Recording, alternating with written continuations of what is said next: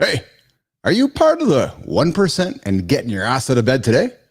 Or are you part of the 99% and hitting the snooze button and rolling over and not starting your day just yet?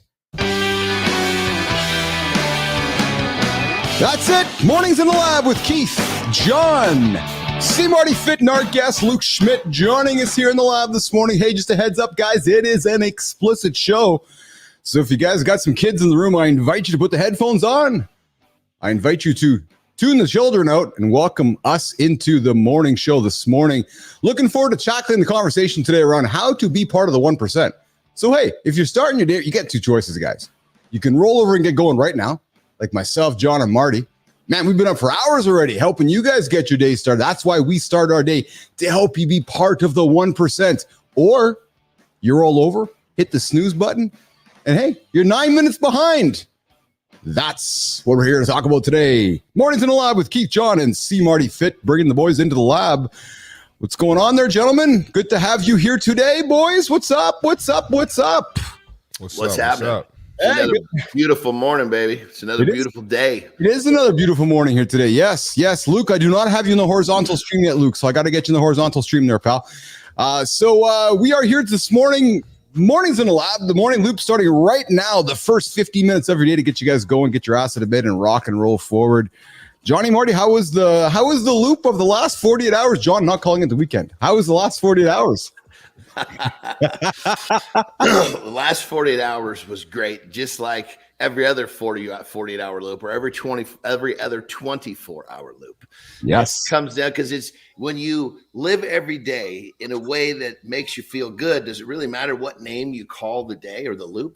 Oh, I like that. That's exactly it. That's exactly what are you, Marty? What's going on with you today, pal? I had a good weekend, man. Very, very productive. Good. Got some rest, so I got no complaints. Good. Hey, you're tuning in. Keith's got the old black Kangol hat on today. I got some new sunglasses on today. I got the black, always, what's it say? Always think green t-shirt on today, boys. Check it out. It's a nice little, I thought I'd go a little bit nostalgia today since we got Luke Schmidt joining us in the lab. We got Jon. That shirt, is that, Marty, is that shirt getting him closer or further away to your bougie list?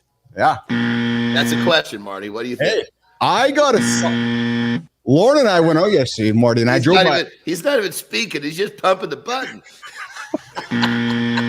Johnny's all in black with the black Jack t-shirt, black hat, black glasses. Marty's wearing the black Less Crunches, More Crunches t-shirt with his trademark red Beats headphones, rocking it here in the lab this morning. Hey, we drove by a restaurant yesterday, boys, called the Bougie Restaurant. Took a picture for you, Marty. I'll send it over a little bit. Yeah, send it over a little later for you guys today. But we have, listen, this first 14 minutes of the show here is called The Loop. It's the first 14 minutes to get you guys going, to get your ass out of bed, get you moving forward in life. Big show today, tweaking the format. Accountability check-in comes to the 14-minute mark. We're going to dig into something we're calling the Spotlight.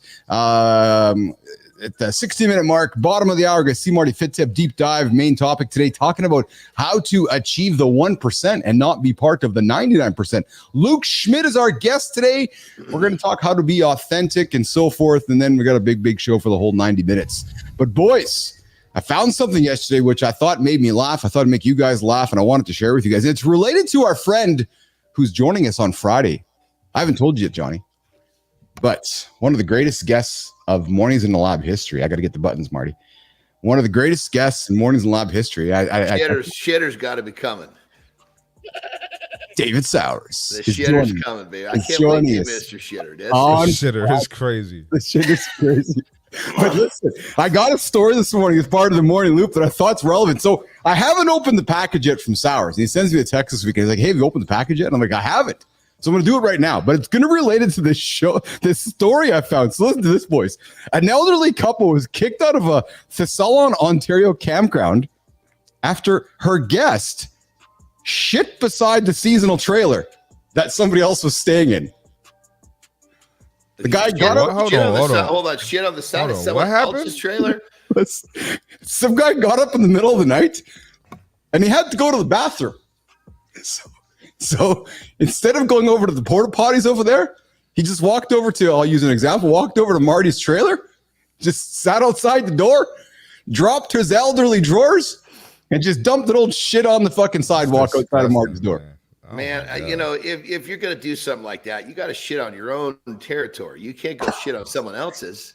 That's just like a slap in the face. If I really got to drop a dump, I'm not going to go do it in a place where Marty's going to step in it. I'm going to do it where it's in my, you know, come on, that's no good. Listen, the guest was subsequently spotted by campground staffer releasing the contents of his bowels in the great outdoors. He said to them, the park employee just happened to be going by in his truck and rolled down the window and started yelling at him. And he said the guy was very ignorant. And the park employee said did you just shit in the park? I'm calling the cops. And then he peeled away. The guy bent over, picked up his shit, and walked just down the road. He picked it up. Oh, Jesus. That's a twist to the story. After cleaning up his fecal matter, disgusting. He proceeded to the campground office to speak with the employee. I got so many questions about this. Why didn't he? He's in a campground, right? Yes. Why the hell didn't he just go sit on the side of a tree rather than the side of somebody's camper? That's said the first question. He wouldn't even speak to us. He just locked the door and said, "Get out of here." He had 3 adult diapers in his hand and food. So perhaps that might be. So I know this is humorous and funny, but maybe there's more going on with the whole situation. But I just police arrived on the scene. Lawyers showed up. They wanted the couple out of the park, so they kicked the elderly couple out of the park because the old man was shitting on the ground. Well, what was he like old and nutty? Like he didn't know he's doing something wrong? He probably knew what he was doing. Well, that's what I'm just trying to figure out here. You know, it's just like, what is it that makes a guy do this? You know, is he just a sick bastard or is he confused? You could clearly see you could clearly see. I can be a sick bastard at times, but I'm not going to go take a dump in someone else's yard. If I got to take a dump outside, I'll do it in mine. So then the couple got kicked out of the campground. And as the couple was getting kicked out of the campground, the wife was yelling back at the police saying, "This is discrimination." And as they were leaving, they cleaned it up, but the feces is somewhere in our park and they left it in their neighbor's garbage. They're definitely in America talking about some discrimination and you shit in someone's. They're definitely in America.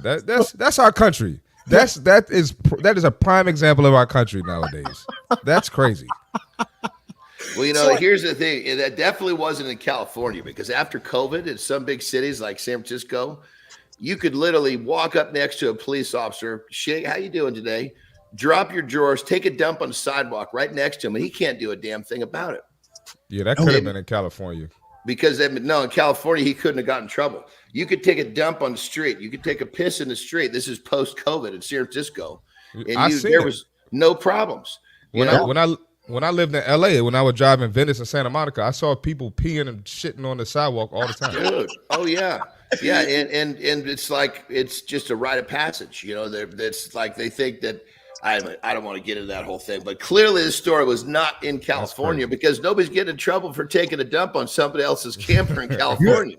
Good morning, good time. Good to have you here this morning in the lab. So I thought I would segue for our friend David Sowers. Since we were talking shitting this morning, since we're talking about shitting in the great outdoors, since we're talking about shitting in parks, we know Sowers has the cleanest outdoor restrooms in all of America. Johnny, when you meet David, you're going to be blown away about how this dude's is exceptional. But then I told you how the conversation is going to go. Oh, it's Marty. I think we're just going to give another invitation. What was because Marty's now getting his John invitation down. What's the invitation? Let's hear it. Man, I told myself in my 20s I'm never getting a job. I'm always going to work for myself. And then Dave is going to be like, "Yeah, I said fuck the bank, and I work for myself too." That's what's going to happen. I'm telling you. I'm going to be cracking up when that happens too. I'm going to be laughing my ass off. We're going to be sitting in the corner, Marty. Just let those two boys go. So just let them go. You and I have Friday off, man. We're just going to let those boys go at it. Sowers and Johnny are just going to go at it on Friday. But I thought what I would do this morning is, for David's sake, I want to open the box he sent over. And he asked, so Marty, he said, "Hey, what's Johnny's t-shirt size?" He wants to send a package to Johnny. So I said, extra wide semi truck. So we'll see if that gets over to John.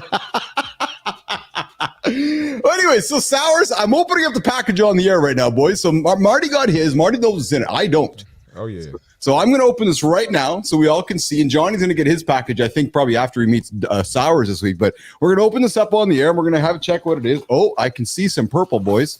I'm seeing some purple. Oh, my goodness. And here we go, boys. We got the purple freaking shit paper from Sours and Company from Royal Restrooms. That is exceptional. So, Marty, is my ass going to be purple when I'm using it? I don't talk about other grown men's asses. I got what is in that? Is that what's in That's that crazy. purple? There's got to be some chemicals in that purple, yeah? Well,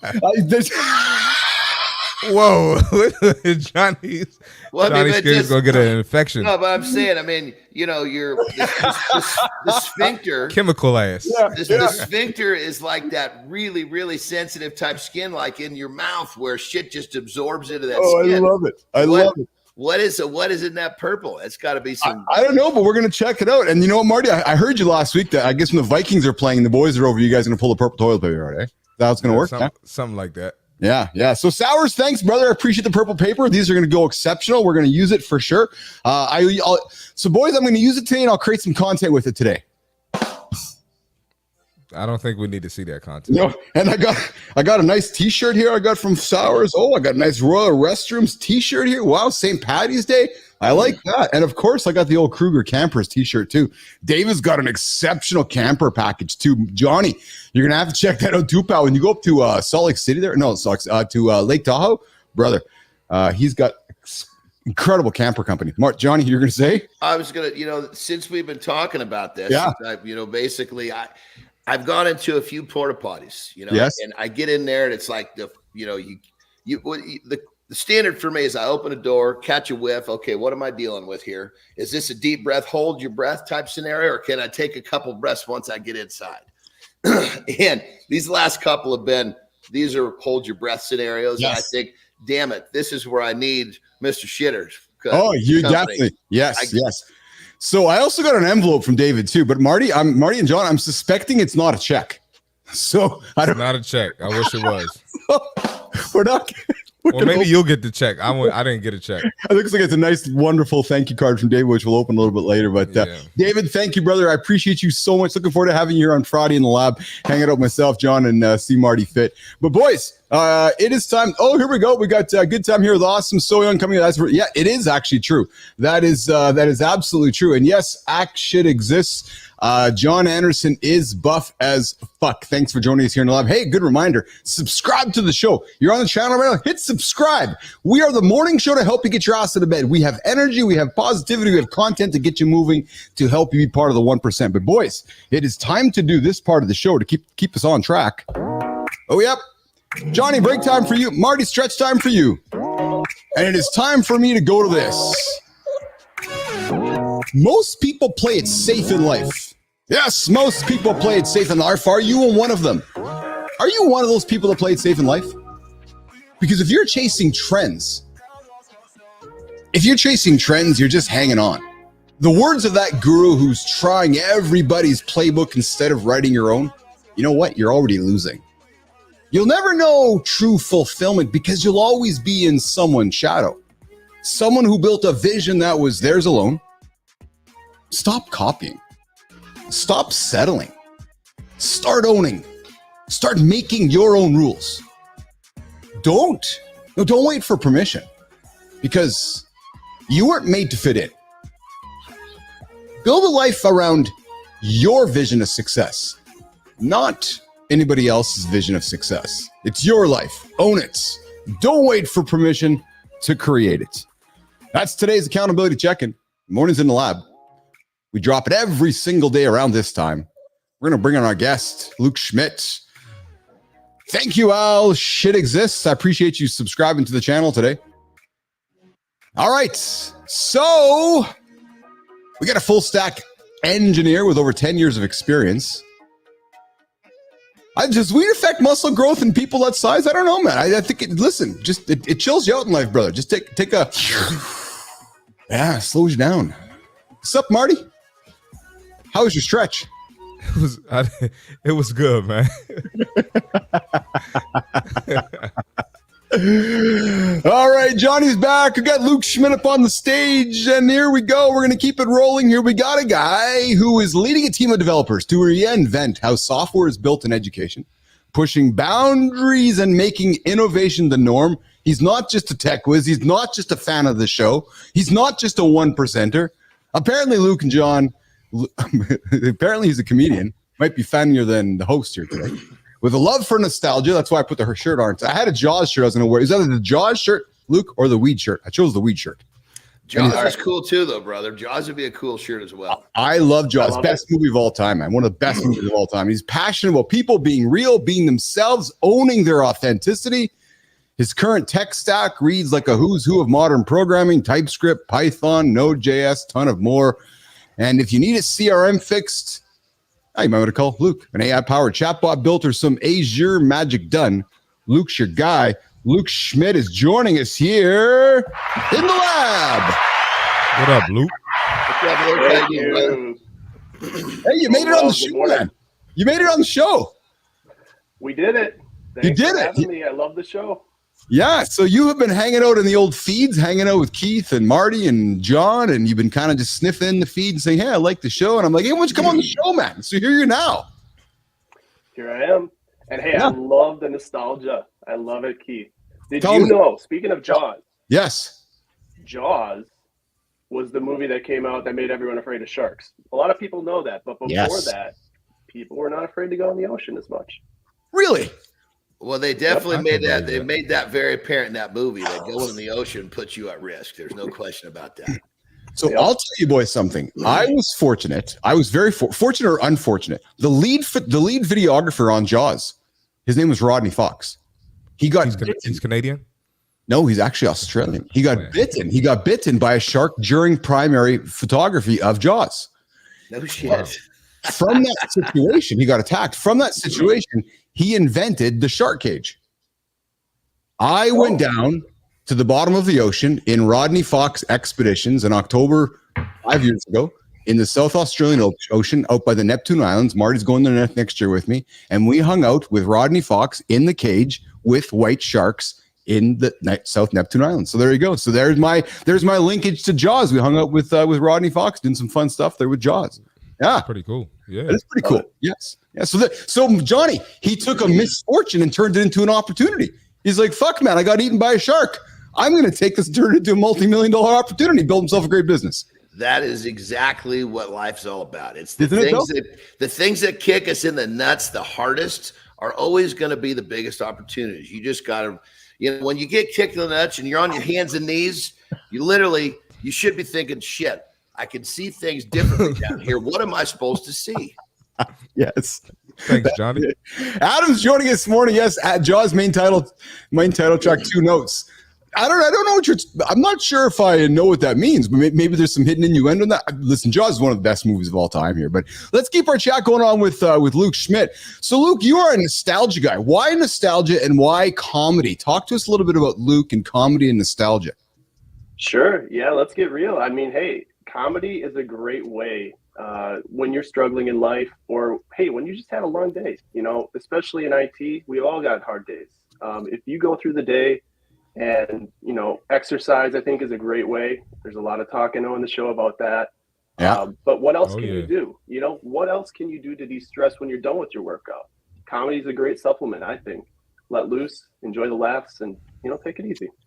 There's actual science to back that up.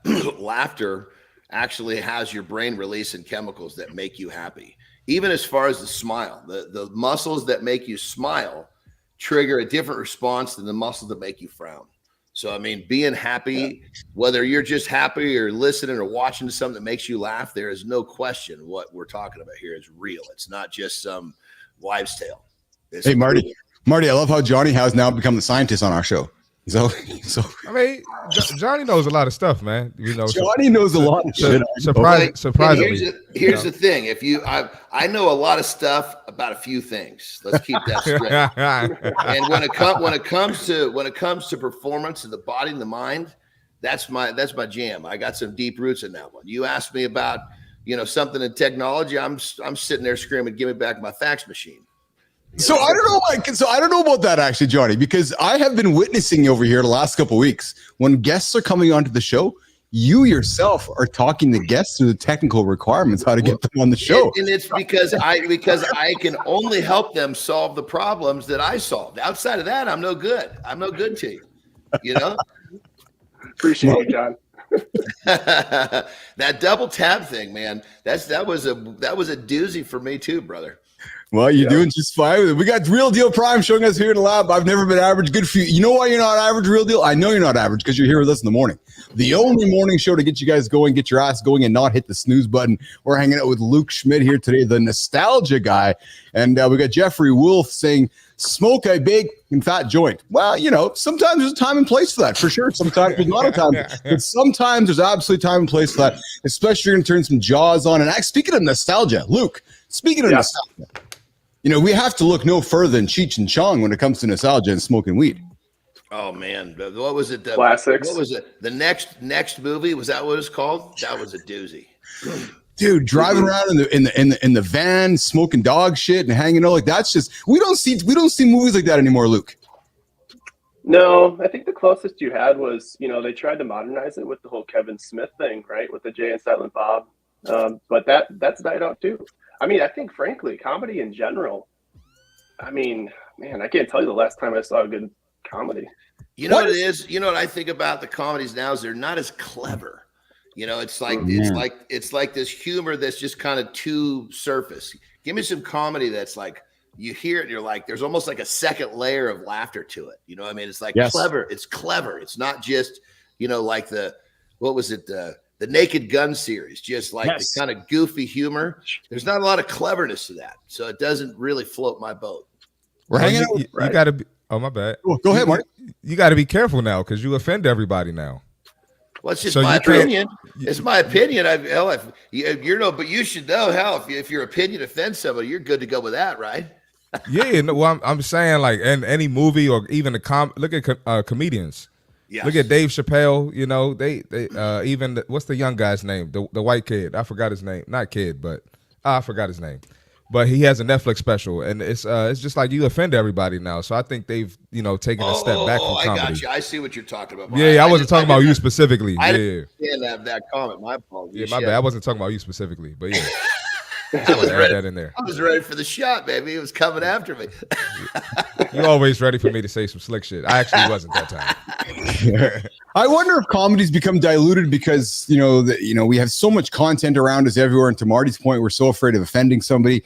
But more importantly, there's so much content now amongst us, Luke, that some's funny, some's not funny. Yesterday, when we grew up and we had, only so much streams of content, when you found something funny, it's like, okay, there's the Comedy Channel. I don't know. Maybe there's just so much content now, Luke, where comedy's become somewhat watered down. What's your comment on that? I think there might be some truth to that, Keith.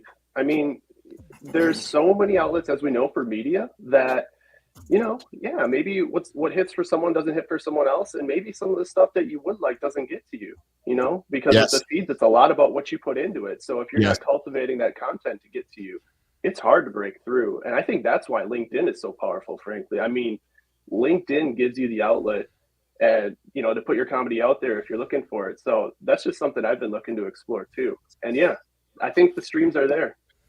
You just got to find them. Yeah, but it's to Marty's point. It's there's that fear of offending someone. But I'll tell you, I read something yesterday. I'm going to bring it up later this week here.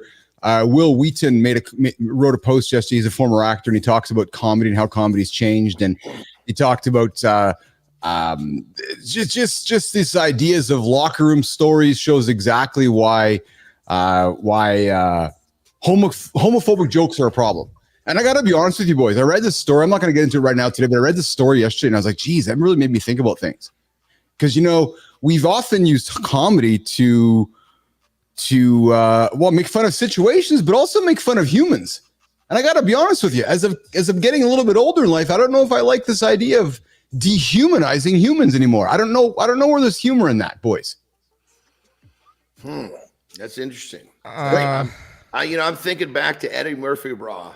And I'm thinking back when he was just just dicing people up.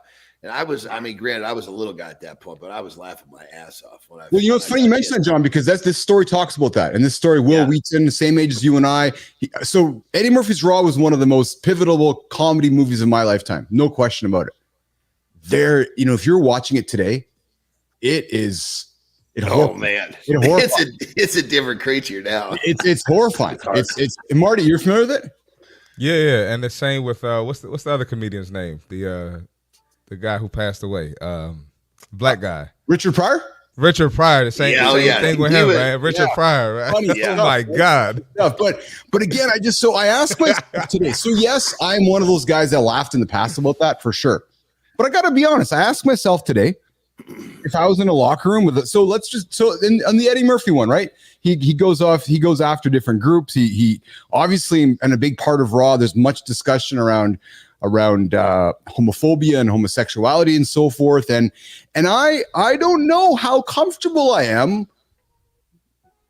reflecting in my head about that today, because that's dehumanizing somebody who I might love. And I'm like, this doesn't make me feel very good today. I don't know. It's just kind of one of those. Let me counter you on that one. I'm playing devil's advocate here. Yeah, please do, Marty. I'm not necessarily giving my opinion. Yeah. Now, if we're all equal, everyone wants to be treated with respect. Everyone wants to be treated with love. Yes. Why is it that we can't joke on everybody?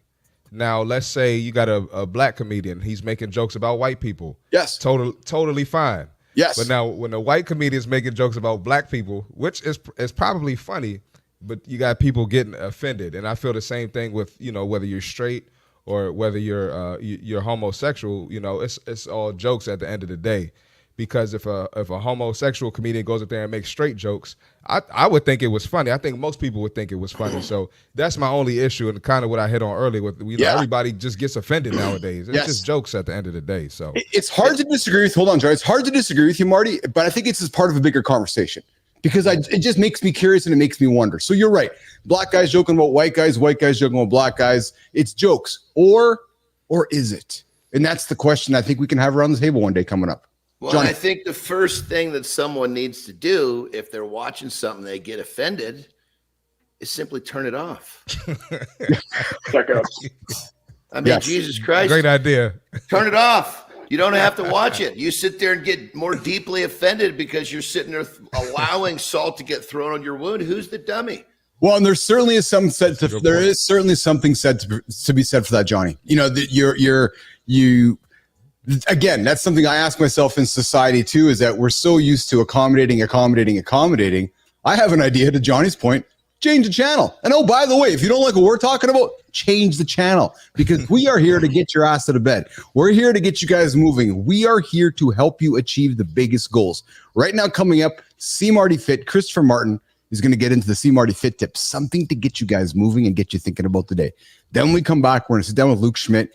We're going to move from comedy and we're going to move into how to be the 1%er, how to be authentic. You look around this table, there's no other Jon Andersen in the world. There's no other Marty Fit in the world. There's no other Luke Schmidt in the world. But how do you be part of the 1%? We're going to get into it coming up in 2 minutes. But first of all, that's going to be a good conversation. Buddy. Yes, we got this coming up first. Nope. That one. There you go. Get it together, man. All right, we got the fitness tip for today. All right, so today's fitness tip is going to be a little bit different. All right, now we're going to talk about the three of the worst exercises that waste your time and won't help you reach your fitness goals.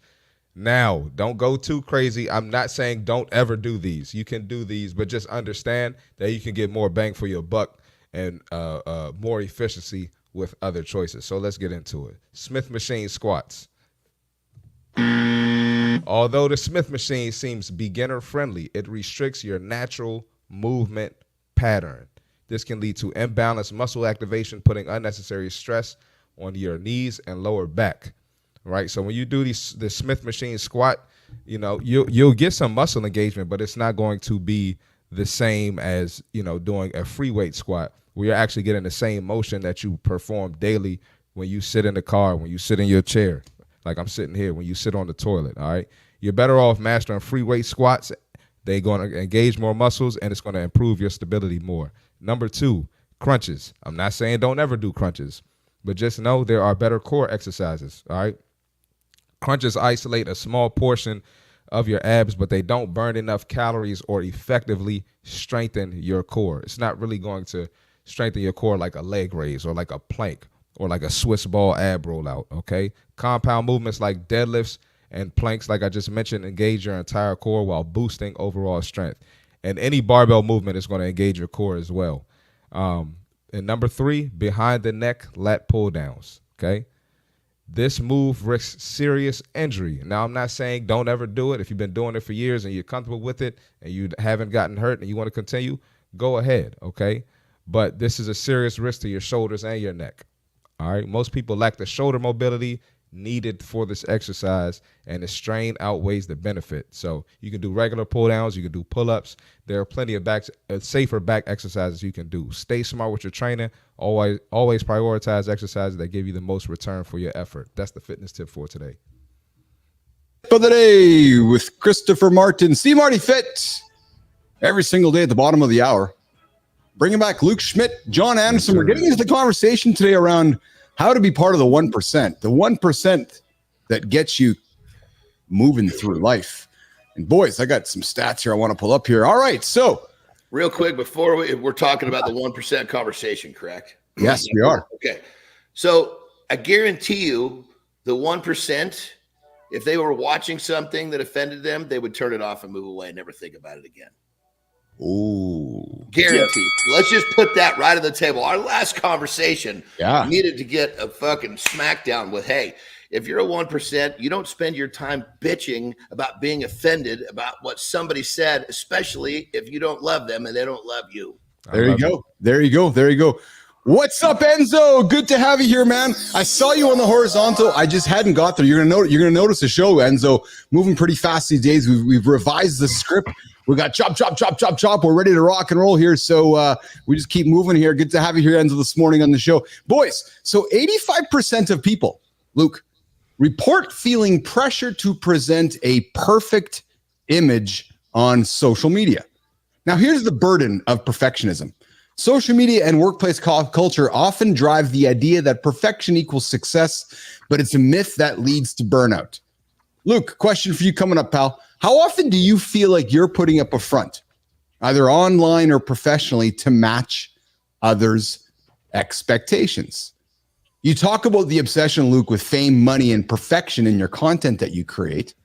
How does rejecting that mindset help people stand out and find true success? Luke Schmidt. Look, in this job market, especially in software engineering, there is no room for complacency. It seems tempting. You know, you see the people putting stuff out there that's relatable, that's safe, that fits the mold, fits the narrative, and it's tempting. But that's exactly what's going to make you fall into that group with everyone else and not stand out for that job. So from a professional standpoint, it's critical that you stand out. Now, from a personal standpoint, I think personally that's more important. I mean, you need to be true to yourself. You need to present yourself to the world because that's where the real growth happens. The real growth does not happen when you're mimicking, top content creator out there. Yeah, so true. Johnny. Perfection is basically camouflage procrastination.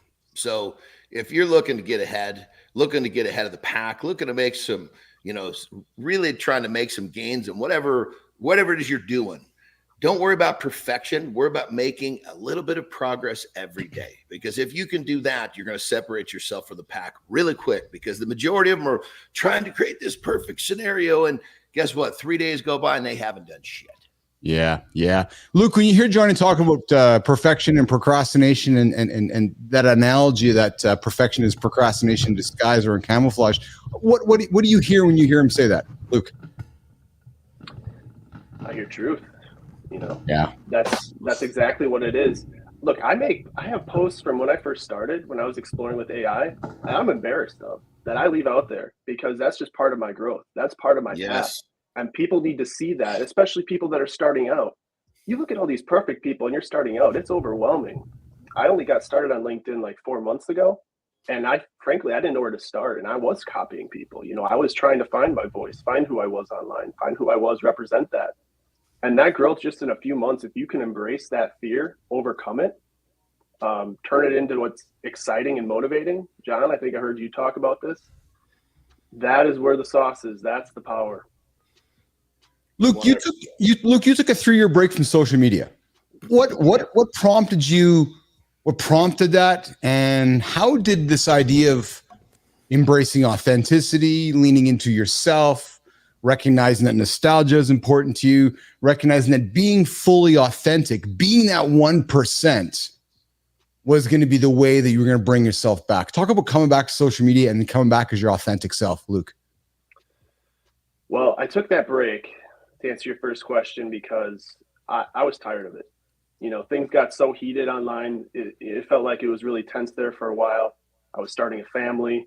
I just thought, you know what, I got to recalibrate with what's really important in life. Focus on people, the people in my life, not this online noise.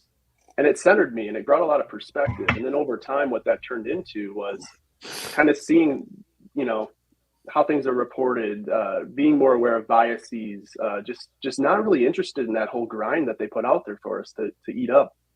And so then when I came back, I was like, you know, if I'm going to do this, first of all, I'm only going to do it on a platform that's productive and real and tied to who I am. And that's exactly what LinkedIn is. So I did that. And I thought, you know what, if I'm going to do this, I also have to stand out.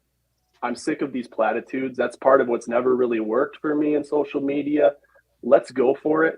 Let's put it out there. Let's be weird, you know, good weird. But let's do it in a way that people know who you are and what you stand for. I like that. And what he's basically saying is he's talking about respectfully, unapologetically being himself. And that's what, I mean, we talk about that all the time. Authentic means that you have the guts to be yourself, you know, and the idea of trying to create something for social media, especially with the idea that it's going to be perfect, is the guaranteed way for you not to get what you want. Absolutely. I was going to add in too, as far as the social media thing. And this might not be the right quote, but this is what I thought of. What's done in the dark comes to light, because, you know, whatever, you know, the real you, if you're faking on social media, it's going to come out eventually. And I know I've seen that in the fitness world, especially when I lived in LA. I mean, it's crazy. So, Luke, I don't know if, you know, I don't want you to put anyone on blast or anything, but if you have a story or something specific you can share where you saw something and it was like, you know what, man, I'm done with social media for 3 years. I know you had to see something, so you want to share that with us, or I don't know if you want to keep that to yourself, but we would love to hear that. Sure, Marty. I appreciate you asking. Yeah, I mean, I don't have a specific example. It was just the general artificial like nature of everything. And I still see it today. I think we all do. You know, and I'm not going to call out anyone because there are people I'm connected to and I respect them.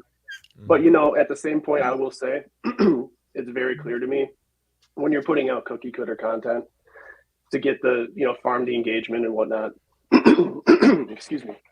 And when you're putting out that cookie cutter content, it's just like, come on, we can do better here. The people eat it up and they engage, but it's going to come to a point where when people really need you, when it really comes down to it, they're going to see you just fall apart. And that's not what I want to see. I want people to be their authentic selves, but that's just the reality of the situation. You can't put on that mask forever. And this is coming from someone, look, I totally get it. I've been there. It's going to fall apart. You got to take that mask off. It's scary, but oh my gosh, the gains you get once you do that, it's life-changing. Liberating. When you say, brother, once you say, screw it, I'm not trying to pretend anymore. It's liberating as hell, you know? And then, you know, when people start to recognize you for you, like I got a buddy of mine who's got a really big podcast. He's been doing it from the beginning of podcasts. And I've been on a show multiple times. And one of the things he said to me, which was really cool, and I've known him on and off, you know, the camera, if you will. And he said, you are 100% Jon Andersen every day, whatever you're doing, wherever you are. I thought that to me, that's a massive compliment, because someone that sees you in a setting like this versus seeing you in all different settings, if you're that same guy everywhere, then you found your way to not give a shit what everybody else thinks about who you are. You're being truly who you are. And that's what it's all about. That's it. That's it. Hey, you're hanging out with Keith John, C. Marty Fit, and our guest, Luke Schmidt. We're talking about how to be the 1%, how to get your ass going in the morning, how to achieve the biggest goals, how to be vulnerable, how to be authentic, how to not be like everybody else. Luke, have you found that showing vulnerability or flaws has helped you connect more deeply with your audience or your team? And lean into that, Luke. Both. We'll start with the audience. I think the audience knows a lot more than people think they know. They can sense bullshit easily, and there's not a big appetite for it. What people are hungry for is authenticity, and they're not even hungry for it. They're starving for it. Yeah. This is something that we have needed for some time, and I think this is the mentality of the future. If you don't embrace authenticity and vulnerability in an aggressive way, like your life depends on it, you're not going to go far. You're just not. We have to get the courage to overcome that. And then as it comes to the team, I mean, my team probably is like, what is going on with this guy? I'm putting myself out there. I'm being hyper vulnerable with them. And frankly, in a culture in an area that's very, kind of conservative, Yes. We're in the Midwest, we're in Wisconsin. That's very unusual, and people don't like that. So there's been a lot of challenges too. I mean, warnings at work, it's that sort of thing. But you just got to go for it, because ultimately you're going to find your people. You're going to connect with who is important, who matters to you, and you're going to make a really big difference. Have you had pushback, Luke, with being vulnerable and being your authentic self? And Johnny, coming up with your lifestyle tip here, and after Luke's response, have you had some pushback, Luke, on any of this from your team? My team loves it. They love it. At first, I don't think they knew what to make of it. There was a lot of I'd say something and there'd be like silence. I'm like, ooh, maybe I went too far here or whatever. Of course, you have that line. You don't cross a certain line, of course, especially professionally. But Yes. I was walking right up to it, and then they started slowly coming around. They would see like, oh, I can be safe with this guy. I can trust this guy. This guy has my best intention. He has best intentions for me. And then they just really, now they're participating, and we're thriving. It's a beautiful team. Yeah, that's exceptional. All right, we're going to come back with, we're going to continue the conversation, how to be the 1%. We're going to take a quick break here. Jon Andersen to come with our lifestyle tip. We're going to come back with some nostalgia, and then we're going to get the C. Marty Fit and Jon Andersen in the gym segment at the top of the hour. Then we're going to come back with Luke and continue the conversation around how to be part of that 1%. But right now, we got this. That music is so much better, brother. Yes. All right. The lifestyle tip is designed to help you be better at what you're doing every day, whatever it is. So here's the deal. If you could have more energy, if you could have more focus, if you could have the tools to have a better day every day, wouldn't you do it? Especially if it was simple. Well, that's what we're going to talk about right now. So what we need to think about is fueling your body properly. Now, fueling actually has to do with food and water. The two together is what the body needs to basically be on point, be highly productive, focused, all that kind of good stuff. So here's the tip. What you need to do is think about eating a little something. And I'm not talking about a meal. I'm talking about, even if it's a healthy snack, eating a little something about every 3 hours. I know that sounds like a big task, but now I'm going to give you the second part of the tip, which is to use technology. You're going to set alarms on your phone, put them on vibrate so they're not going off with some crazy sound in the middle of your meeting or whatever. Vibrate every 3 hours. Now, this is not some overly rigid, got to stop what you're doing. It's just a friendly reminder. Boom, that thing goes off. I guess I got to eat a little something. If we're talking about a handful of almonds, we're talking about hard-boiled egg, we're talking about any piece of healthy food. Whole real food is the way to go. If you have to resort to a protein bar or something like that, that's better than nothing. But what I'm getting at is when that alarm goes off, you have a couple of bites of something and a small glass of water. And if you do this with any regularity on that 3-ish hour mark throughout the day, by day 2, possibly even by the end of day 1, you're going to start to feel better. If you suffer from the afternoon, oh my God, I'm tired, this is going to solve your problem. If you have a hard time waking up in the morning and you don't get your shit straight quickly, obviously talked about water out of bed. This again is going to help you. So simple, actionable way for you to have more energy and more focus on a daily basis. Small price to pay for a better quality of life. Rock and roll. The lifestyle tip with Jon Andersen every single day at the 45-minute mark of the show. Mornings in the lab with Keith, John, C. Marty Fitz, and our guest today, Luke Schmidt. We're talking how to be part of the 1%. Don't be average. Guys, you're listening right now. You're kind of you're thinking you're an average dude. You're better than that. Look at Anderson. Look at Marty. Look at Luke. There is a way to be part of the 1%, and we're talking about it here today. We're going to come back to that conversation in about half an hour. But right now, we're going to move into nostalgia. Luke, 79% of people say that nostalgia provides comfort and helps them cope with stress. In a recent post, Luke, you wrote about Marty. We needed this sound effect if I was better prepared. Luke wrote about Super Mario Brothers 3 as comfort during a difficult time in his childhood. Many people turn to familiar memories or media in tough times. And you know what I've turned to in the past, boys? I've turned to WWE programming. That's what I've used for my yes, sir. Seriously, when I just want to kind of let my mind not think and just be entertained. When I was going through my divorce, I've gone through like highly personal moments where my mind is mush. I've turned on video games or I turn on wrestling. True story. Why is that, boys? Luke.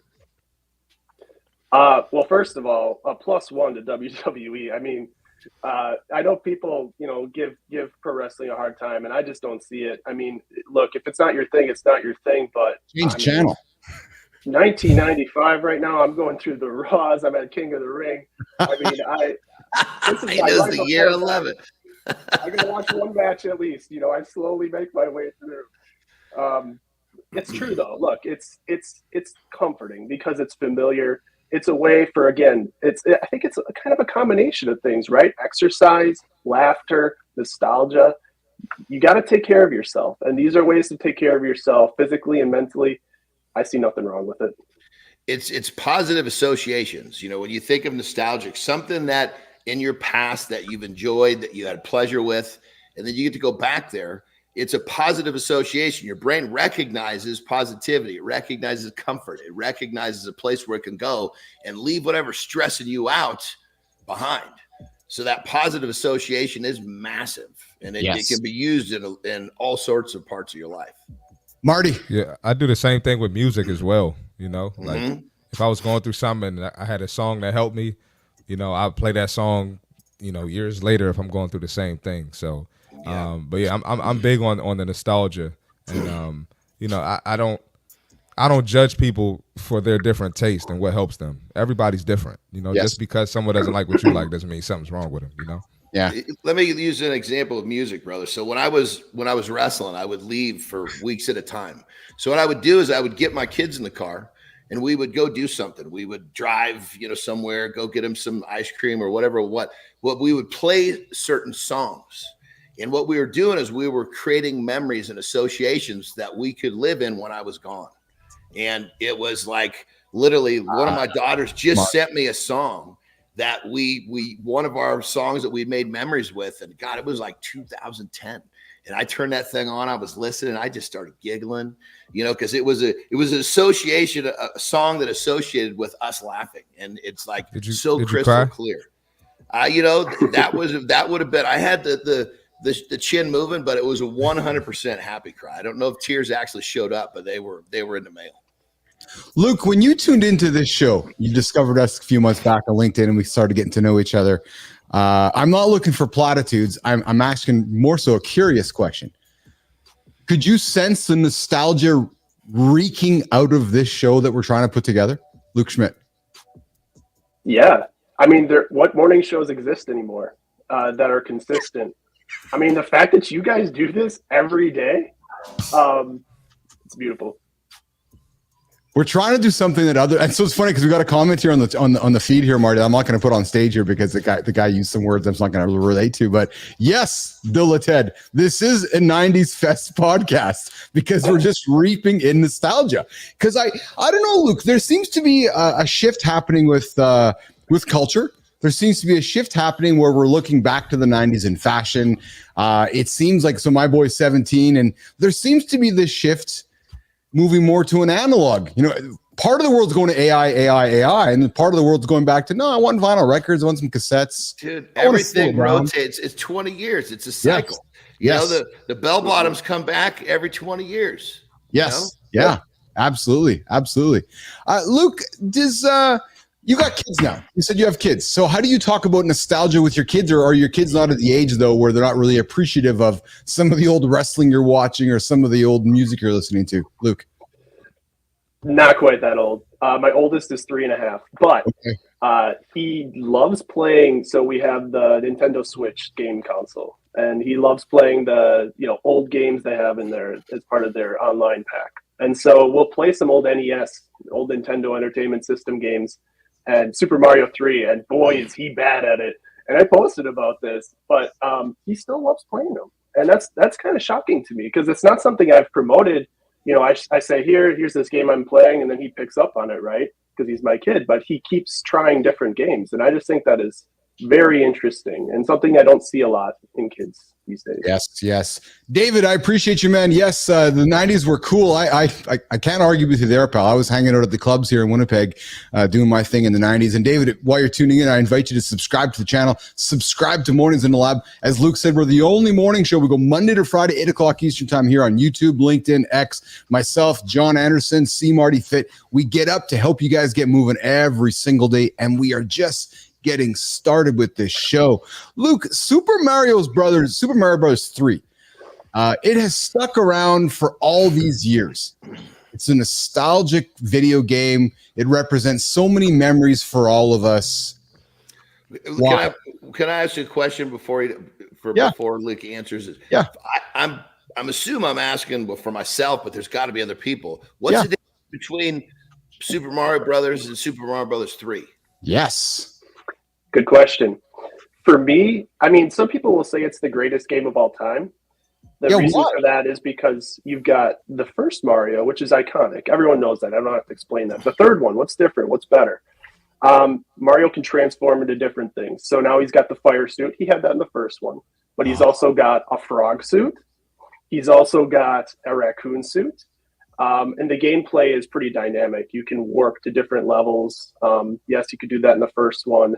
But there was just a lot of nostalgic design. It was tied deeply to, it's kind of a cult classic, but a movie called The Wizard from 1989. Nintendo's marketing force in the early 90s really picked up. And so for a lot of people, all those things together builds this concoction of just nostalgia. And a lot of people call it their favorite game of all time. And I'm one of them. I never heard that breakdown before. Yeah, get into it, Marty. No, I play. I'm totally with you. This is all news to me. Johnny, were you a video game player? Johnny, were you a video game player? You don't strike me as one who played a lot of video games. Did you? Well, I mean, in college, I played a little bit of Super Mario, but I got no idea what version I was playing. It was just, it was like, and it was more one of those things to where, in those, in the dorms, you had kind of like hangouts in, people's rooms. And so if people were playing, I would try, but that was it. I was never a video gamer. I was very, very concerned with my time in the gym. The gym was number one. Chasing girls was number two. A little bit of golf, and class just barely fit in the bottom of the spectrum. Hey Marty, I think if it was Super Mario in the gym, then Jon Andersen would be the fucking king. Super Mario in the gym with Jon Andersen. Super Mario lifts. Yeah. I didn't even see Marty fall out of his chair. What was so funny about that, Marty? Just though, because I could see you doing it, John. Luke, could you not see the game? Jon Andersen and Super Mario just battling it out. Yeah, he's like, jumping on plates and stuff. I'm like, I got him. If you're talking smack, you're on the right track. And then there's the fucking Mario. Oh my God. He's like eyeing up who Bowser's going to be. And says, Yoel Adams jumps in and says to us, Super Mario Bros. 3 and Super Mario Bros. World tightened up all the movement the world designs and the harmony between the movement and the world. And he says, it's also complicated at that time. Kids actually like the game to be hard. I guess that's true. I think we want games to be hard, don't we, Luke? Yeah, we do. We do. And fun fact, since you brought that up with Mario here, Super Mario 2 was actually supposed to be Super Mario 1, but with way harder levels. But the Japanese market thought it was too hard for America. So since we're doing Super Mario history, I just had to slip that in. Really? Whoa, what is that supposed to mean? Really? Dude, if you spend a little time in Japan, you see exactly, you would understand that perfectly. They're intense. John, I mean, when you're wrestling over there, different audience too, right? You know, yeah, it's totally different. In America, people are just yelling and they don't even know why they're yelling. They're just making noise. It's like in perfect example, in a match in America, you could literally be in there talking to the guys. As long as they can't see your lips, you could have a conversation loud like this because everybody's just fucking going nuts all the time. Japan, sure. It's dead quiet. So you got to communicate with your partner, and you could hear a pin drop. Then they see something they like, they'll clap, and then it goes back down. So it's a totally, the Japanese are not just going to yell to yell; they want a reason to yell, which that's just shows crazy. The difference right there. So they think we're not very smart. I think as a whole, I don't think the Japanese culture worries about judging other cultures. That's even makes them even more high society. We're the only dipshits that sit here and say we're better than everybody. 7 times comes in and says to us, everybody plays either Battlefield or Call of Duty. Nobody plays Mario anymore unless you still use Nintendo. I think people still play a lot of Nintendo. 7 times 7 magic line. I think that's absolutely the case. And then David Rogers comes back and says, well, I say video games led to the cell phone. Now, when I was a kid, the only games we played was out of the yard, physical, like football, baseball, dodgeball, not sitting in the house hiding. I don't know. I think there's something to be said for all of that. What else we got here? Games are trash these days. I don't know. Luke, are games trash these days? What's your opinion on Cortez's comment? Mostly, I would agree. I mean, there's a couple. Like, there's this game, Baldur's Gate 3. That was a pretty epic unveiling last year. And there's a couple here and there. The new Final Fantasy games, they're okay usually. But it's the video game industry is actually this is a whole different conversation. It's kind of in hot water right now. I'm not really sure where we go from here. Why? I feel like I was gonna say I feel like all the best games now are like nostalgic, like games that I played Final Fantasy when I was a kid. Call of Duty, NBA 2K. Like the best games are just the repeats, the new ones keep coming back out. As we're having this conversation, there's this part of me, it's in my stomach, and it just keeps coming up like I'm going to vomit what I got to say because I can't not say this. When we're having this big conversation about video games, because I don't play them as an adult. I played very little when I was a kid. Will somebody out of the group here that has some level of playing video games on a regular basis explain to the people watching how important it is not to fucking waste your life doing this shit? I think we're talking about jumping back for a little nostalgia, having a little fun here and there. But the guy that sits on his couch with a box of Fruit Loops all day and plays video games, can we explain how that's not going to help them get what they want? Luke, comment on that. I got you here, John. Thank you. Let me just say that I'm not playing Super Mario every night. This is like my boy will open up the system and we'll check it out. I hear you. I think there are too many people that do this. A lot of these games, now. I play Friday night, Saturday night with my friends. That's it. But there are a lot of people that is all they do, and that is a problem. You got to get outside. You got to find that balance. Find some. You don't have to love sports, but find some athletic activity that you enjoy doing too. This whole thing that we're doing, this life thing, is all about balance and moderation. We can't go all in. Well, I'll play devil's advocate. Some of the video gamers now are becoming millionaires. So, they stream the video games, they put them on YouTube and Twitch, and they're making serious money. I'm not going to knock anybody's hustle. But don't those dudes actually take it serious? They're not the dudes. Yeah. They're not the guy that's not the 13-year-old with a box of donuts and a thing of Fruit Loops on the couch. that just gets pissed off. Those gamers, they train for that like an athlete trains to be the best in what they're doing. So you can't compare. I mean, in today's world, you give a 13-year-old a box of donuts or a couple of boxes of cereal, a couch, and a video game controller. You won't see that son of a bitch for weeks. We're talking how to be the 1% and not the average. And we're going to segue the conversation to Jon and Marty in the gym here. We've been talking nostalgia. We've been talking about you boys just sitting and spending all your hours on the couch playing video games. If you're doing that, that ain't going to help you be part of the 1%. Missing the point. That's right. Exactly right. So go play. Get your shit done in the morning. Here's the thing, boys. The loop goes every 24. Get your ass up in the bed early. Get your shit done. Get your tasks done. Go love your wife. Go love your family. Go love yourself. Go achieve all those goals. Get through all your habits all day. Then open up the console. Then maybe you want to open up the old Nintendo. And what Luke is saying too, brother, it's what he said, that if people didn't pick this up, he does it with friends on a social basis, much like watching a fight or a football game. It's not isolation by himself, rotting away as missing opportunities with life. It's a social outing. Some people go to friends' house to watch a football game, a basketball game. Some, who knows? He's socializing with his games. It's not overrunning his life. Yes. Exactly. All right. Okay, so you guys hear that sound there? Listen. Oh my God. Oh, that's Jon and Marty walking to the gym. Luke, do you hear that? I know it's one of your favorite sound effects. It's my favorite sound effect. Dude, you tried to give that to House, and he rejected it. So you give it to us? What is wrong with you? What is wrong with you? Come on, man. So the boys are walking to the gym. As Marty says, see, I got my Marty invitation. Come on, man. Keith and Luke are going to head back to the green room for a few minutes. Marty and Jon are going to step on stage for the next 11, and they're going to talk about In the Gym with Jon and Marty, a brand new segment. Listen, boys, you're not going to get what you're going to get from Jon. Look, they're running now. They're running to the gym. Listen.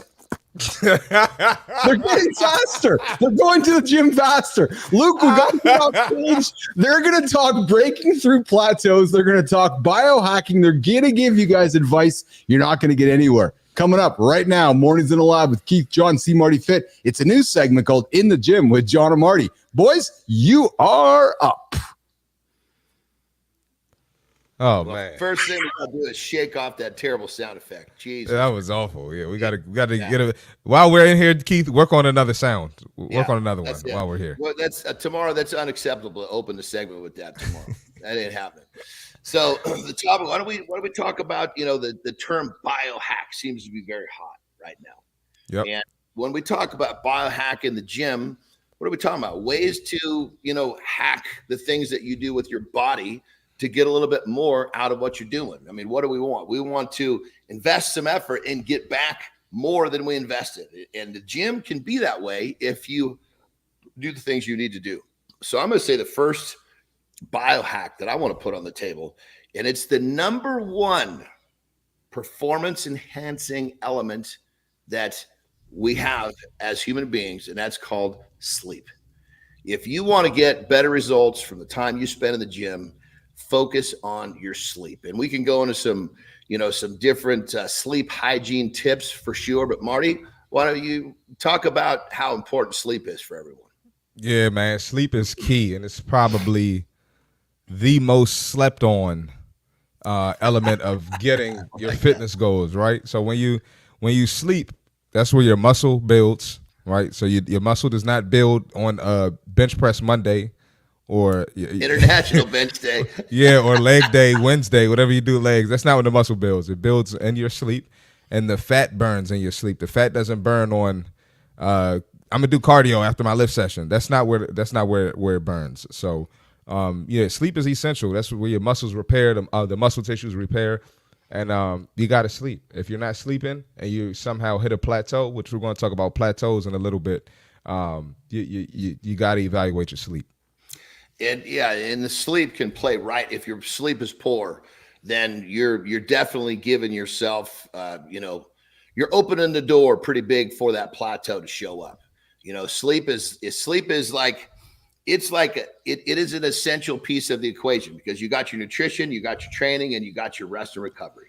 You take one of those away, and the circuit doesn't complete, and it backfires. And so that sleep is massive when it comes to getting the results you're looking for. I would say the next biohack that I think, Marty, people don't quite understand is they're eating in a way that they think is helping them get what they want. And I eat clean. That's a really big term. Yeah. But I'm not eating that bad. Yeah, exactly. So here's the thing. Clean or not that bad, if you're using society's rules for that, you're missing the boat. You know, it's like the simple way to go about it is this. If you want to use the hack in terms of what you eat to help you get great progress, you're going to really need to just get rid of processed foods. Processed foods are filled with all sorts of chemicals your body can't use. Marty, take that one. Oh yeah, for sure. You always say it, one ingredient foods on here, right? Single ingredient. Yep, absolutely. Single ingredient foods, and then a lot of people, for whatever reason, eating clean or not eating that bad, they jump straight to salads, and yeah, eat a salad. But what kind of salads do we want to eat? Right? We want to have dark green veggies, right? We don't want to have the iceberg and romaine lettuce necessarily. You don't want to have the ranch dressing or those high calorie, high fat, high sugar, some of those dressing. Get you a balsamic vinaigrette dressing, and put a little bit on there. You don't need all of that. But there are a lot of, misconceptions when it comes to salads, especially going to a salad restaurant. There's a way to get salads there as well. So real quick before I throw the salads to you, we got Yoel says, what's your schedule for rest periods between excessive workouts? You want to tackle that one, John? Absolutely. So when it comes to it goes down to listening to your body. A lot of people say, oh, I wait 60 seconds, I wait 90 seconds, and I wait 3 minutes between when I change exercises. Okay, that's great. You're starting off. You're moving in the right direction. But what you want to think about is, I refer to it as your sweet spot. What your sweet spot is this. That means you've taken enough rest from the last set that you can get back to the next one and kick ass again. You go back too quick, you don't have it in the tank. You're basically haven't recharged, so to speak, to keep it simple. You wait too long, you're wasting time. So the sweet spot, by listening to your body, you're going to be more efficient at getting your workouts done, but more importantly, you're going to get more results from what you're doing because you're listening to what your body's telling you. And if you're lifting, whether you're doing lifting or, HIIT, whatever it is, you should have to take a rest break. You should have to recover before you get to the next set, because if you don't, you're not going hard enough. You're not lifting heavy enough, or you're not sprinting hard enough, right? Yeah. Like, if I have my client sprint and they jumping right to the next sprint right after the other one, I'm like, you're not really sprinting. Go ahead. I was going to say that whole thing that I was referencing, I'm glad you brought that up, Marty, was more about weightlifting, because there are types of training where you're going to be asked to go again before you recover on purpose. So when the sweet spot, when I'm explaining, that's really more of a weightlifting thing. How do you get the most out of your session training with weights? Obviously, there are many different forms of exercise where you're going to be asked to go again when you're not ready to go. But that's not what we're talking about. We're talking about maximizing each set in the weight room or at the gym. So absolutely. And so keep going. Sorry, bro. Go ahead. Keep interrupting. Yoel says, what are your different types of diets for the different types of workouts that you're doing? Bulking, cutting, performance training, pre-competition, etc. So I'll throw this to Johnny, but I want to add something real quick. Your diet is pretty much, it's going to be the same. The thing that's going to change is the amount of carbs, the amount of calories you eat, but you still your foundation is still going to be lean protein, complex carbs, vegetables, fruits, those single ingredient foods Johnny was referring to. But Johnny, you can get more specific with that. Yeah, I always like to make the joke, there was a time on this planet we all knew for a fact the world was flat. Well, we know better than that now. Well, there was also a time on this planet when we knew that we had to bulk and cut to put on muscle mass. That's not the case anymore. You can basically put on muscle and still stay relatively fit. You don't have to get fat to put on muscle, although lots of times people still like the idea of eating whatever they want to get fat to put on muscle. They want to eat pizza. Yeah, it's like a license to eat whatever they want. But if you're truly looking to make progress, just like Marty said, the root and the foundation of your diet is going to be the same. It's actually very small changes, to whether you want to gain or whether you want to lose. And when I say lose, we're really talking about lose would be body fat, gain would be muscle. It's a very subtle difference. But what you got to get away from is having these two completely separate diets for gaining and losing. That's going to basically, that's a guaranteed way to waste a lot of time.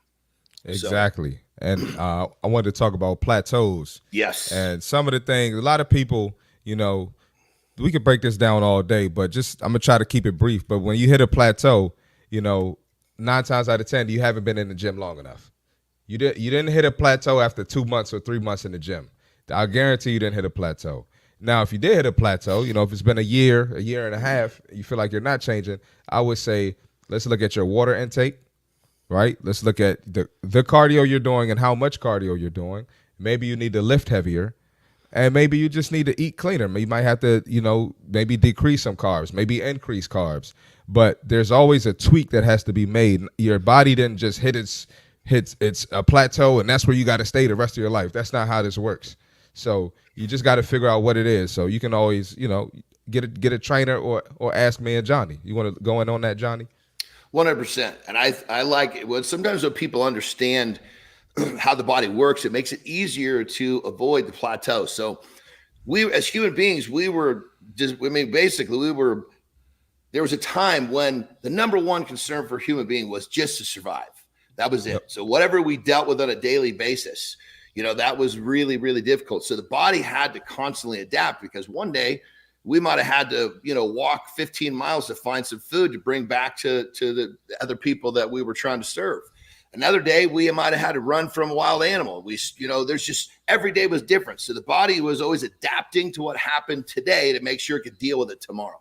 So the body is a highly, highly adaptive creature based upon its programmed to survive. So a plateau, what that means is that you've repeated the same process too many times, and your body has adapted to that process. So the constant change in your training, the constant change in your diet, the whole thing has got to be think of like a moving target. If you can keep that thing moving and you can keep, hitting the bullseye, that's the key. If that dartboard is in the same spot, you're hitting the bullseye too long, the body's going to go, okay, I don't need to adapt or get better to do this tomorrow. All your shit stops. Yep. And Yoel has another question. What would you say is the difference between a plateau and your physical limit? I don't know how Johnny feels about this, but listen, there's no such thing as a physical limit. I'm going to tell you this right now. And Johnny just talked about adapting. Your body is going to adapt to what you put it through. So you can take your body to the next level. The reason why we have these high-performing athletes, and not saying that you have to become an Olympic athlete or a professional or anything like that, but the reason we have these people, playing at high levels and doing these crazy leaps and sprinting is because they push themselves to get there, right? And you have to continue to put your body under that stress. You got to attack that central nervous system, attack that high intensity. It might not be for everybody. It might not be for you specifically, but there's no such thing as a physical limit. And we just broke down a plateau pretty much. So if you hit that plateau, you got to address something. Go ahead, John.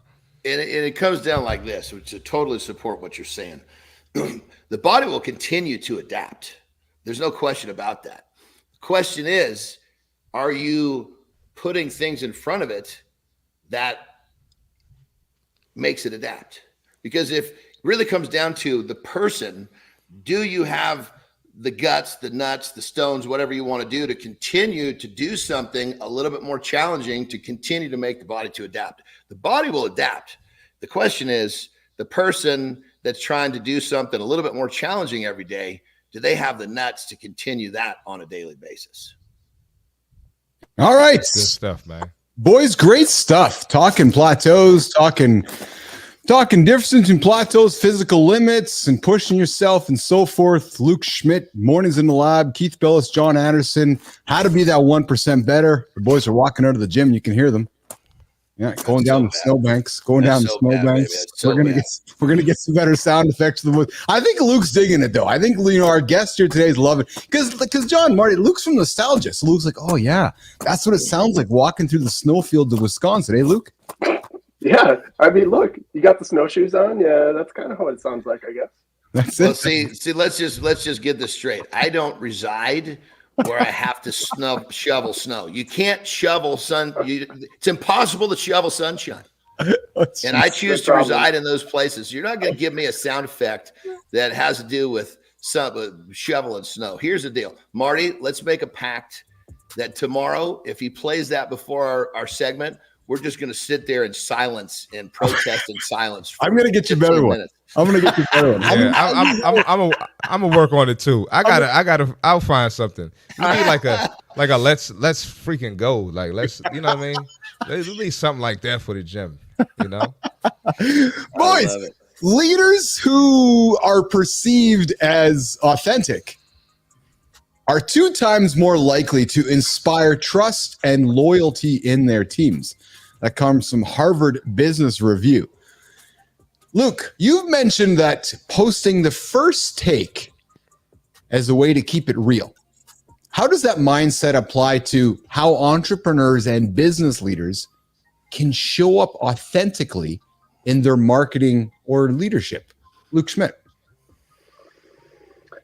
Well, I mean, look, if you are able to put yourself out there, be authentic, build that trust, you've got people that are already on your side.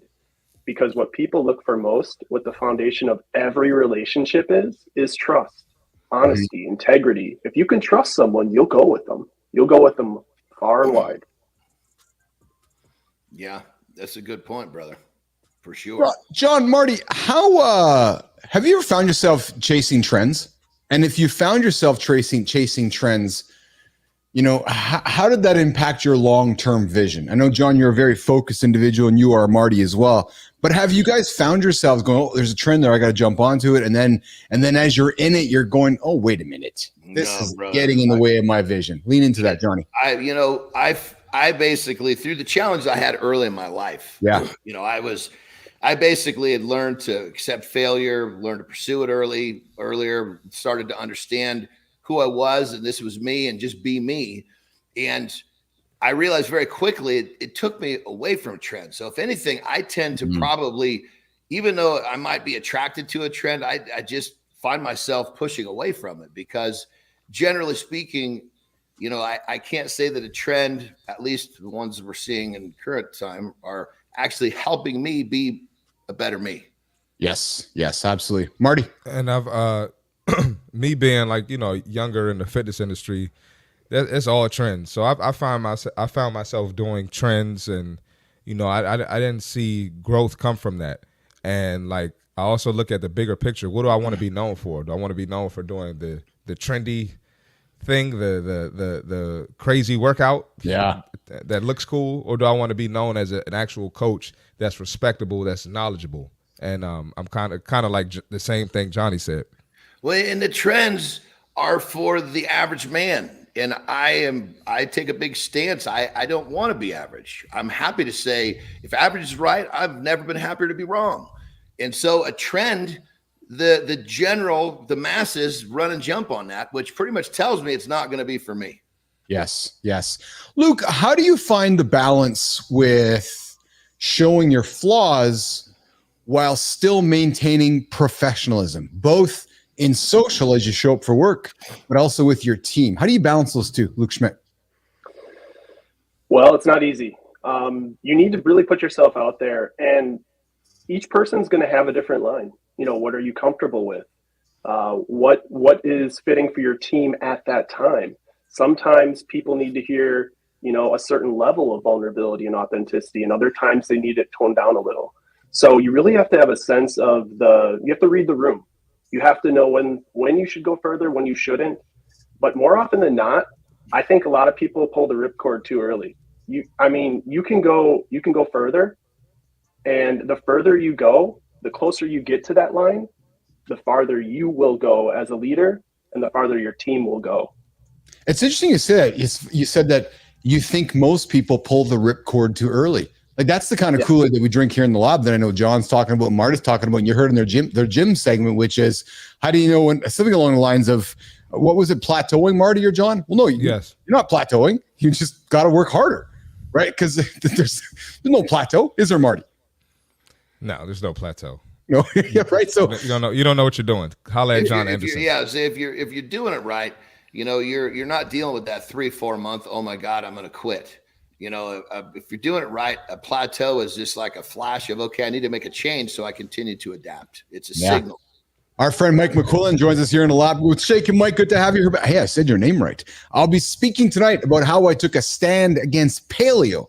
That was a horrible trend that Mike talks about here. Boys, want to comment on paleo? Marty? I'll jump in. It's when it comes down to it, there's all these different, there's paleo, there's keto, there's carnivore. Here's the thing. These are such simple guidelines. And generally speaking, if people don't know shit, it's great for them to have simple guidelines. Yeah. But you got to realize that these simple guidelines are just kind of a 101. They're a starter. Okay, yes, I can understand the simple guidelines. I can get a little momentum going. And at that point, you got to start to invest yourself in learning more and find out what works for you. So I think for the beginner standpoint, grabbing a paleo, a keto, a carnivore just to get started, that's great. But you got to realize that it's not going to be the plan that's going to get you to where you want to go. Yeah, absolutely. Real quickly, I know we got to move on, but there's no too good to be true hack. Right. Yes. There's no magic card or our body needs certain nutrients. And if you focus on those, that's going to get the results. A lot of these things, paleo, keto, carnivore, you're going to lack somewhere in something that our body needs. So I would just keep that in mind before you jump and go do that. Yeah. Yeah. Luke, you mentioned vulnerability and overcoming the fear of it to become that 1%, to not be like the average person. Like John's like, I'm not going to be average. Marty's like, I'm not going to be average. I have no interest in being average either. 70%, according to Psychology Today in 2023, say 70% of people say that they experience, John, we talked about this before, imposter syndrome at some point in their career, often feeling unworthy of their success. John and Marty, before I come to you boys, Luke, talk about the fear of judgment, talk about imposter syndrome. Have you experienced it, and how have you overcome that, Luke Schmidt? Oh God, yeah. Imposter syndrome's real. I think it's real in every field, if you're being honest with yourself, unless you've got this, hyper-inflated ego. And it's something we all encounter. And I think it's especially prevalent in software engineering, which is the field that I work in. A lot of people, this is a very difficult field, very technical, a lot of really high performing people out there. And so it's something that comes up, and I don't think it ever really goes away. No matter what your profession is, it kind of sticks around. And if you're not careful, you can let that fear really beat you down and really beat you down to be average. And so you just got to keep tabs on it. Anytime you start feeling that way, you have to be aware, this concept of metacognition, right? Being aware of how you're thinking and feeling, and then saying, okay, I know what this is. And then you got to shut it down. Yeah. Yeah. Johnny, get into your conversation with imposter syndrome, brother. Yeah, I got to jump on this one. So the thing about imposter syndrome, if you're making progress, you're constantly stepping into new territory. That's a great thing. And imposter syndrome is it's like a barometer. It tells you that you're constantly moving into new territory, because if you stay the same, at some point, you would become comfortable with it, and you don't feel like you're pretending or you're an imposter. So I look at it, if I'm constantly moving forward at a rate that I'm happy with, that feeling is always going to be there. And it's like recognizing as an entrepreneur, you're going to feel uncomfortable a lot. You accept it. You realize these are like the signals that tell you you're doing the shit right, that you're doing what you're supposed to be doing. So flip the script. Look at it as a barometer. If you're an entrepreneur, you're trying to make progress, you're always in new territory, which means you're always going to have that feeling. Yeah. Hey, Marty, question for you, brother.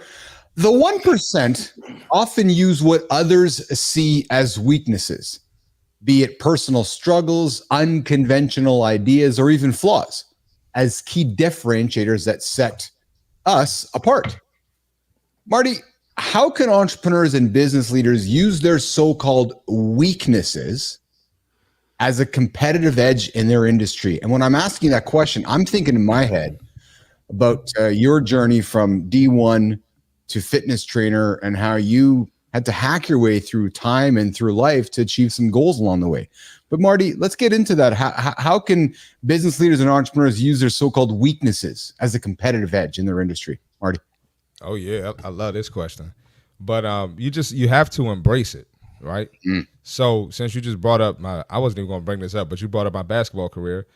I didn't go to the NBA. I didn't play pro, right? So I embraced that.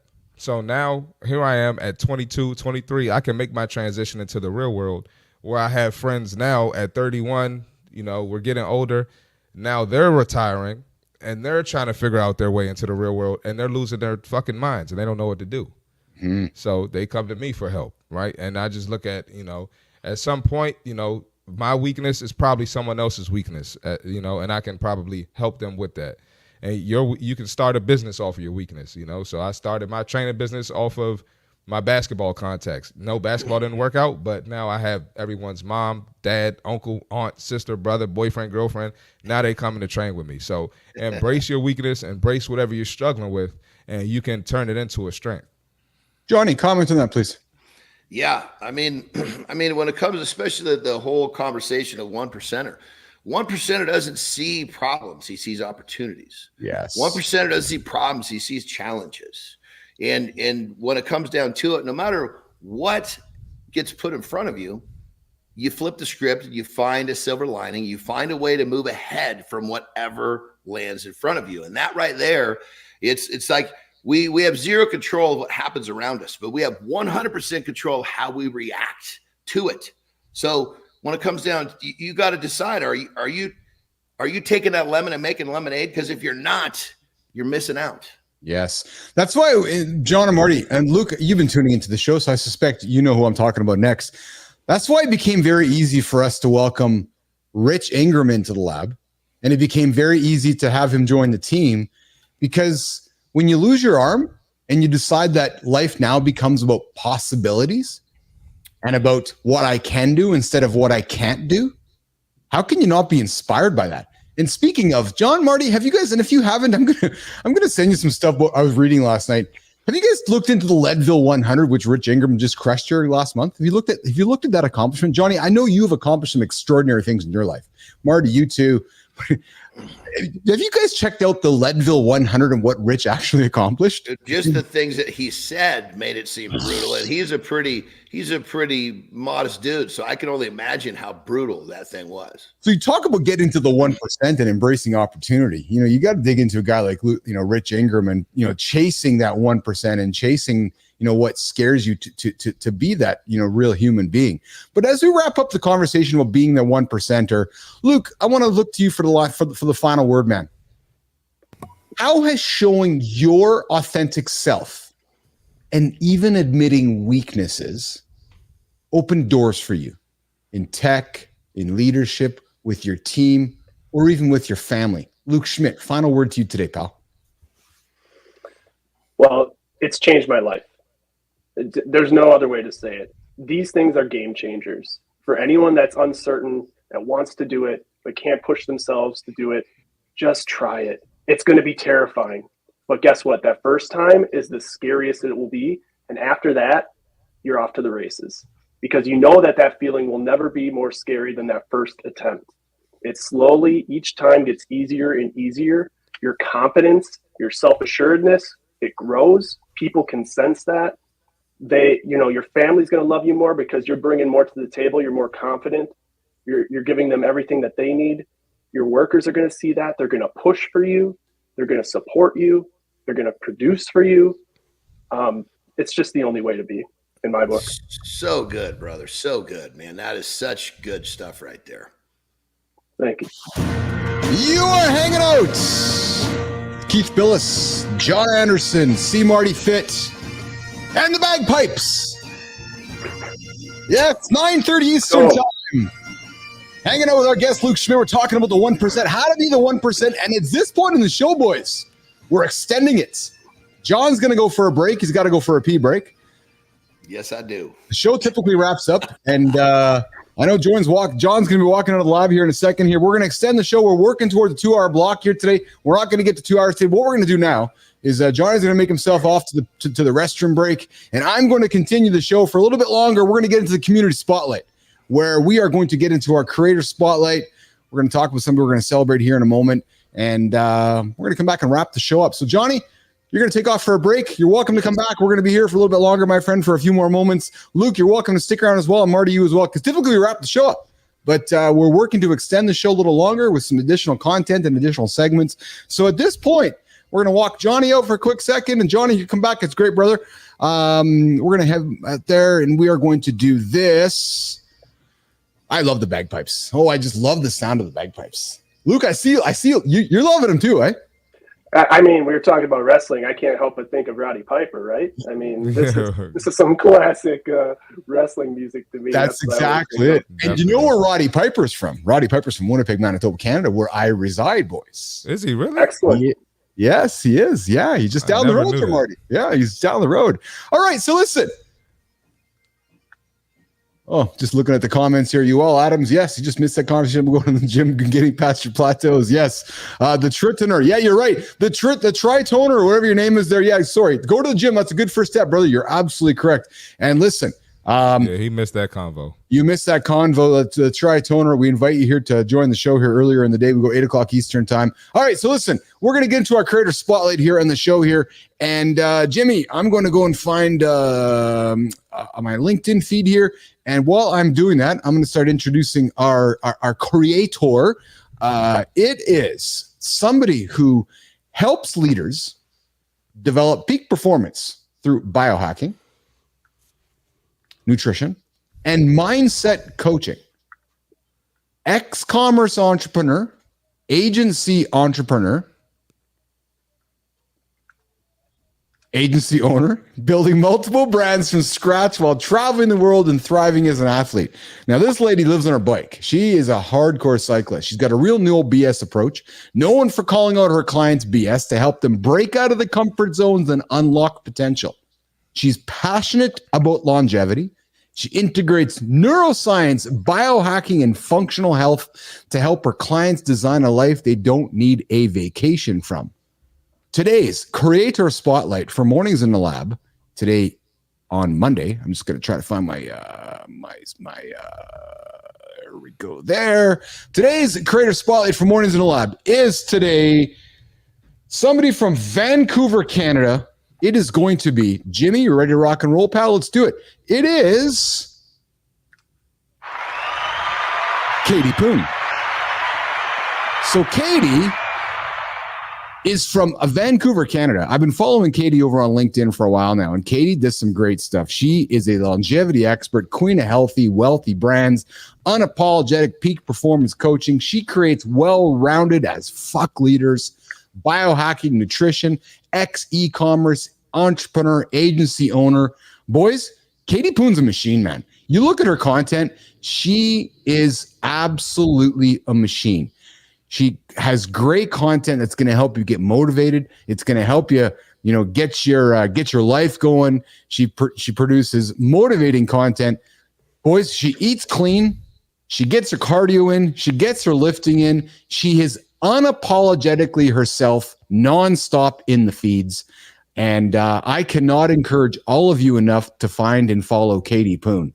She's a badass business athlete. She represents, John, the 1% who push past limits in both business and personal life. Marty, she has a holistic approach to success. She shows us that true success is about balancing health and wealth. And she's got a no excuse approach to others be fierce and unapologetic. Here's the thing, guys. You want to connect with Katie, learn more about her strategies for peak performance and longevity on LinkedIn. And if you want to become a well-rounded as fuck leader and take your life and business to the next level, I encourage you to check out Katie Poon, who we are celebrating today on our Mornings in the Lab Creator Spotlight. Katie, you come hang out with us in the lab. I love the content you're putting out there, and I love how you help people be accountable and achieve their biggest goals. So there's Katie making great content there in the lab. All right, boys. So listen, we extended the show a little bit today, and we're going to continue to wrapping it up here in the Business Athlete Performance Lab, Mornings Lab with Keith, John, Marty, and our guest Luke Schmidt here today. Luke, comments on the show today as we wrap it up, pal. Any feedback for us? How can we make this thing better? Guys, this has been a lot of fun. I mean, this is really what it's all about, talking about how to improve, how to really drive yourself. I love the morning show vibe. I think there should be more of it. I love that this exists. Keep doing your thing. Yes, we are going to attempt to do that. You guys have noticed that our lovely producer, Christina Flynn, has been absent today. And, I do have the cord. You think we should phone Tina? Leave her alone, man. Leave her alone, man. Okay, I'll put the phone down. We'll leave. And I think we had audio issues. I don't think she could hear us anyways. We got to test that out next time though. So we'll test that out here. But we're gonna go towards wrapping up the show, Jimmy. We're gonna skip the last part here, last 15 minutes, while we keep building this thing out, and we're gonna wrap it up and continue our day. Luke, man, great content today. Thanks for helping us talk about the 1%. Thanks for talking about Super Mario Brothers. Thanks for giving us some things to think about in the video game industry and so forth. How can Nation find Luke Schmidt? How can they engage with you? And where do we go from there, Luke? Well, look, my thing right now is just networking, growing, getting to meet people, putting myself out there. Like I said, just a few months that I've been doing this back in LinkedIn. So in LinkedIn, look for me, Luke Schmidt, your favorite software engineering comedian. Sometimes I tell jokes. Sometimes I talk about nostalgia. Sometimes I talk about AI, and I am an ed tech leader. So anything you need that fits those categories, you know where to find me on LinkedIn, and maybe I'll be bringing my talents to YouTube too. So we'll see. Maybe. What do you mean? Maybe. So you don't have a YouTube channel, do you? Nope, not officially yet. It might be time to start one there, Luke Schmidt. Oh yeah, let's get it. Let's get it. Let's get it. Thanks, guys. Let's get it. All right, boys and girls, it's time to wrap it up. Johnny, you have yourself a great day. Marty, you have yourself a great day. And Luke Schmidt, you have yourself a great day. And Nation, we'll see you guys back here tomorrow, 8 o'clock Eastern time. Mornings on the lab with myself, John, Marty, and we got a guest, Adam House, coming in tomorrow into the lab. We are talking about character tomorrow, 8 o'clock, mornings in the lab.